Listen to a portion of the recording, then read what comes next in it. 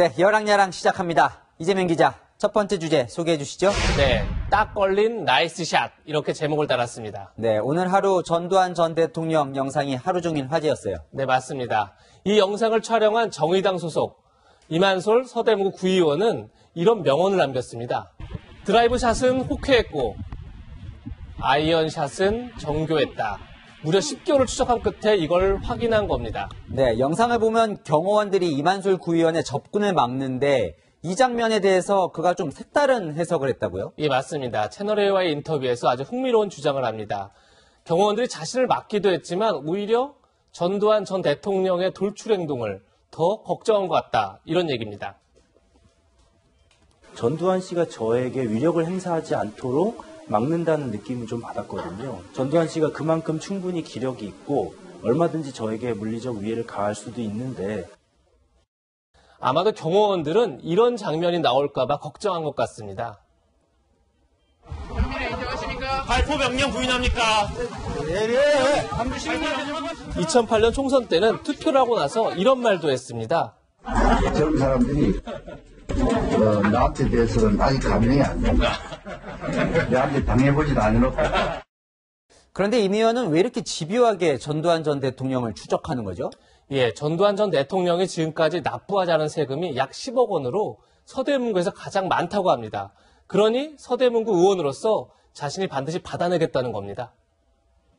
서대문구 지방세 최고액 체납자인 연희동 거주 전두환 씨에 대해 징수 권한과 책임이 있는 서울시가 가택 수색 등 체납액 징수를 위한 노력을 적극 기울일 것을 서대문 구의원으로서 촉구하여 실제 지난해 12월 서울시 세금 체납 징수팀이 전두환 전 대통령의 연희동 자택을 수색해 그림이나 가구 등을 압류했는데요. 이것도 임 구의원이 집요하게 요구했기 때문이라고 합니다. 임 구의원은 앞으로도 계속 전두환 전 대통령을 추적할 것이냐 이런 질문에 이렇게 말했습니다. 끝까지 전두환 씨의 죄에 대해서 추궁을 하고 죄값을 묻고 징금과 세금 등을 사후에도 반드시 다 받아낼 수 있도록 특별법 제정 등을 통한 노력들이 반드시. 네, 다음 주제로 넘어갈까요? 네, 우리 장관님은 몰라요. 이렇게 제목을 달았습니다. 16명을 살해한 혐의를 받고 있는 북한 주민 2명이 어제 북한으로 추방됐었죠. 그런데 또 하나 충격적인 사실은 대한민국 안보수장인 국방부 장관이 이 사실을 전혀 몰랐다는 점입니다. 예, 언론을 통해서 확인했습니다. 장관님이 언론을 통해서 확인했습니까? 제가 별도 보고받은 바가 없습니다.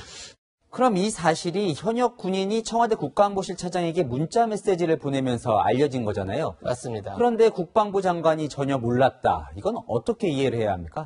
네, 청와대가 국방 정책을 좌지우지하다 보니까 국방부가 소외된 적이 한두 번이 아닙니다. 그러다 보니 정경도 장관은 이런 말까지 들었습니다. 그 장관이 바보가 되고 본래는 그런 사람이 아닌데 바보 되고 제가 왜 바보가 됐습니까? 물어보세요. 왜 바보스럽게 보였는지. 그러고 보면 국방부뿐 아니라 여러 부처에서 장관 패싱 이런 말이 들리는 것 같아요. 네, 맞습니다. 김현철 통일부 장관은 북한이 모친상을 당한 문재인 대통령에게 조의문을 보낸 사실을 전혀 몰랐었죠.